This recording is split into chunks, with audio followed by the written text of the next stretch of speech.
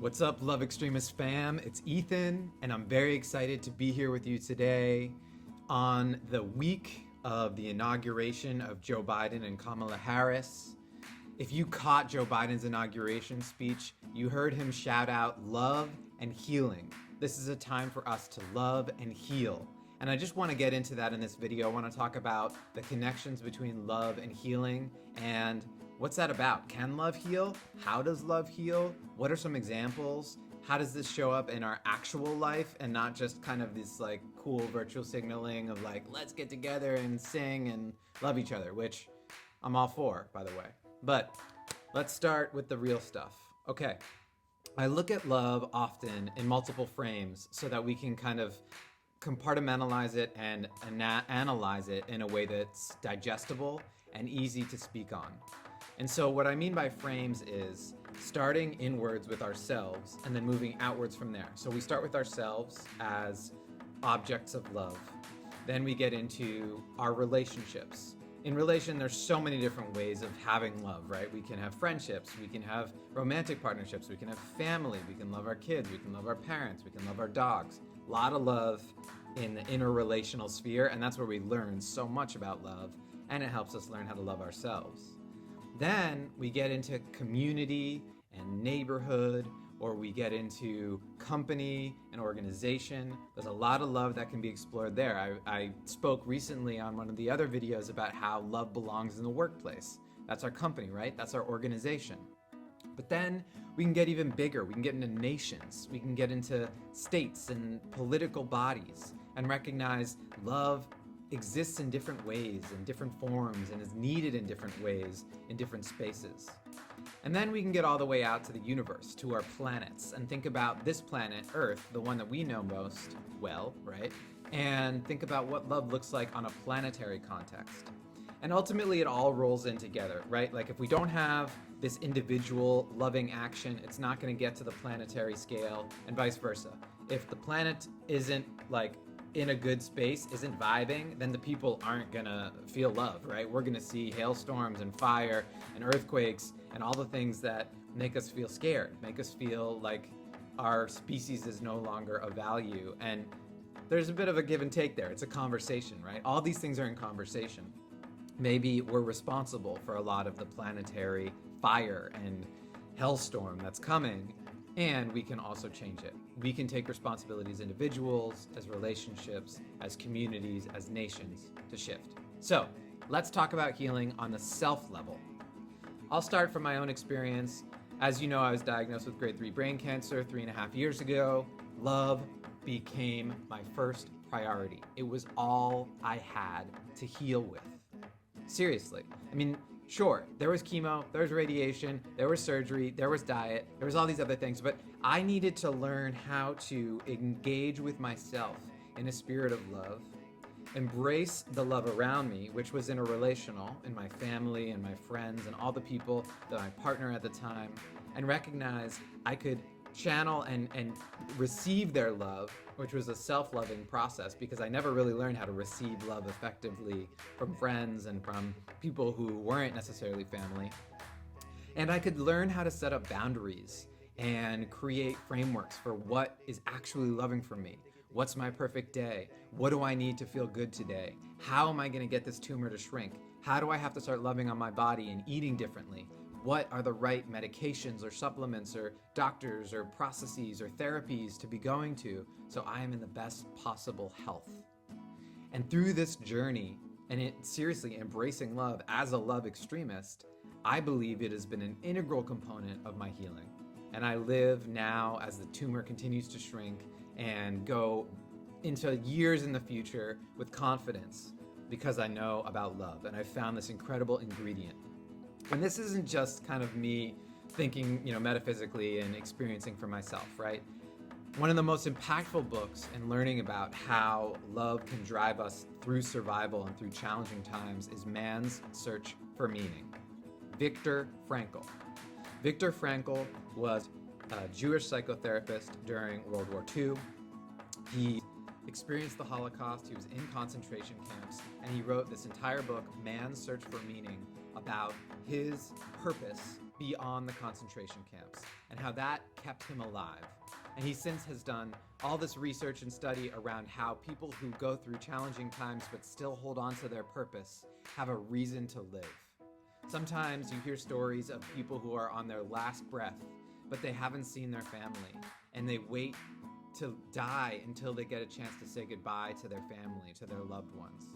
These are examples of having that purpose, having that meaning drive us.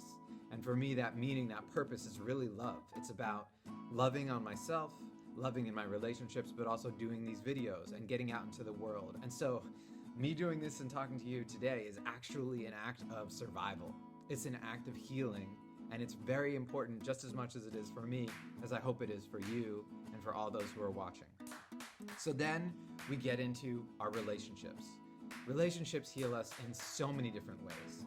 First off, it's important to recognize that loneliness is actually an epidemic, and it's something that a lot of people are experiencing now during the pandemic, but it makes us sick.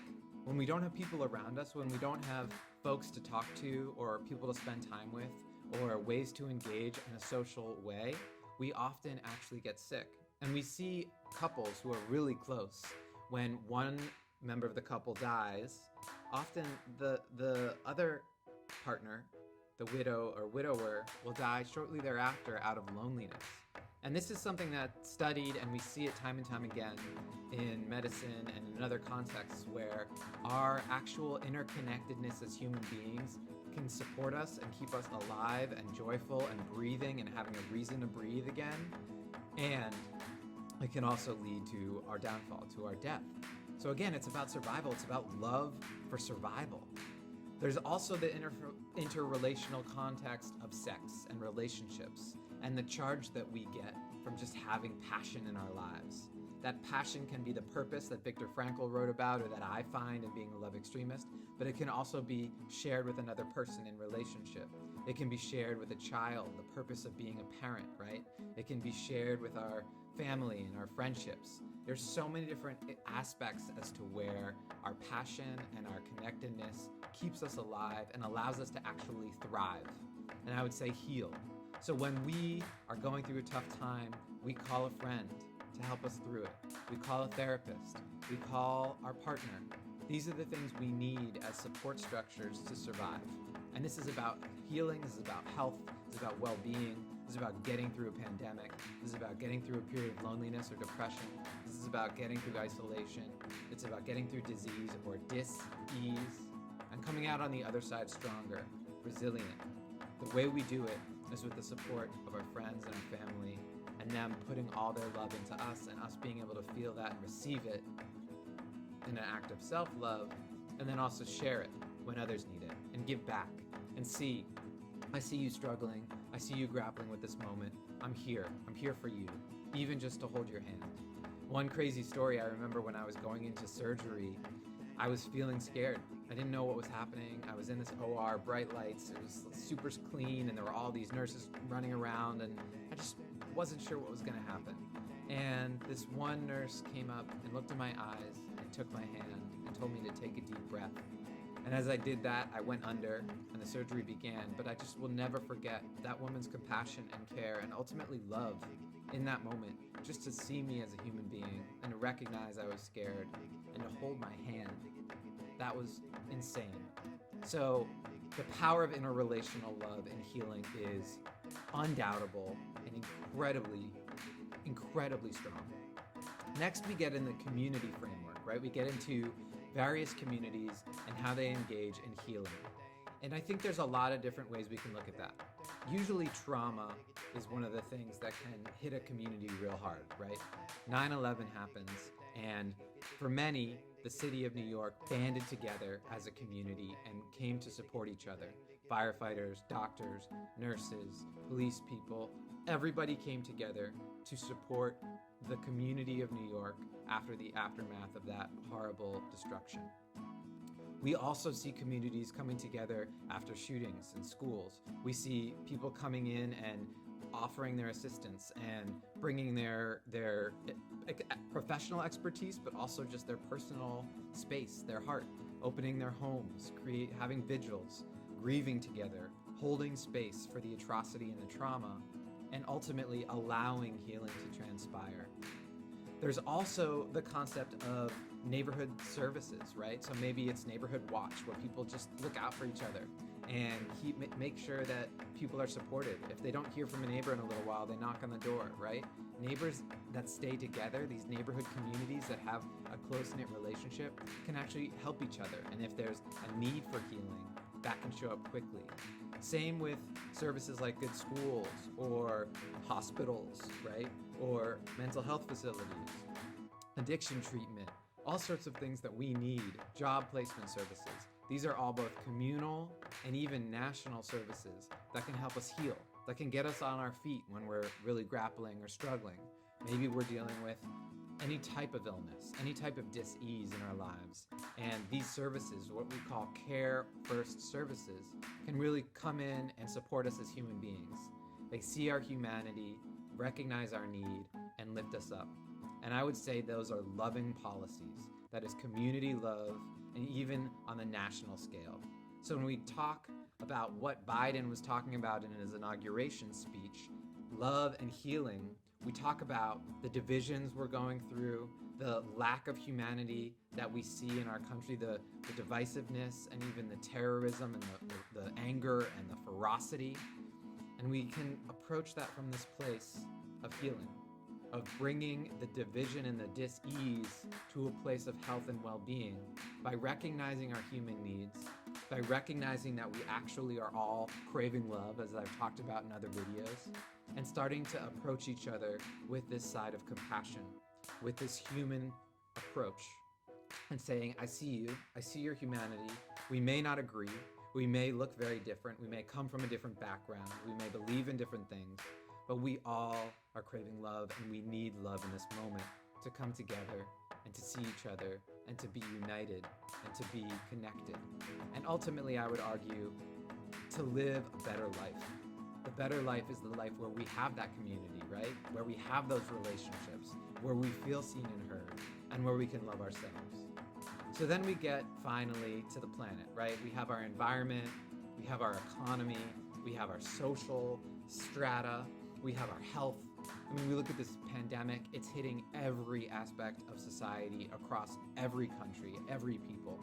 Some are dealing with it one way or another way, but ultimately this pandemic is hitting all of us. And it's an opportunity now for us to recognize that as a planet, whether it be environmental disaster or health or social or economic, we can start to reorganize and recalibrate towards love.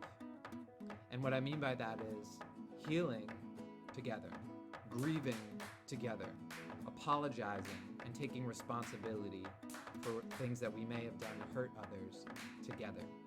Showing up to the table open-hearted, curious, open-minded, and realizing that for the sake of our species, for the sake of this planet, this is crucial. If we're going to survive into the future in a meaningful way, we need to embrace love as a tool for healing.